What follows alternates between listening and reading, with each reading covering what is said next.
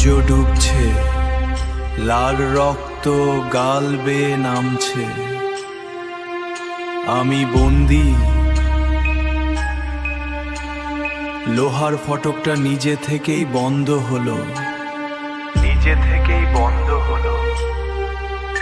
একটা পুরনো দীর্ঘশ্বাসের মতো, ভেতরে হিমশীতল বাতাস, দেয়ালের ফাটলে চোখ, অসংখ্য চোখ দেখছে আমাকে, অসংখ্য চোখ দেখছে আমাকে।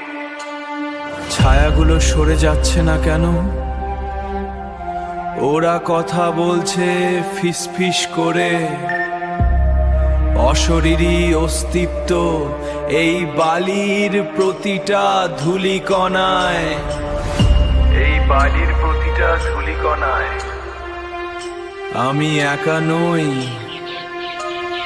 কেউ আমার পিছনে দাগিয়ে আছে, কেউ আমার পিছনে দাগিয়ে আছে।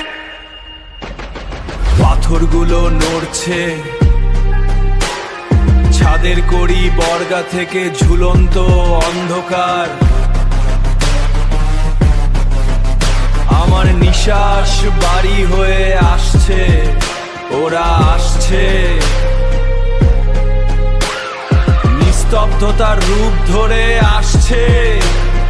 পালাবো কোথায়? সব দরজা বন্ধ, অন্ধকার আমাকে গিলে খাচ্ছে।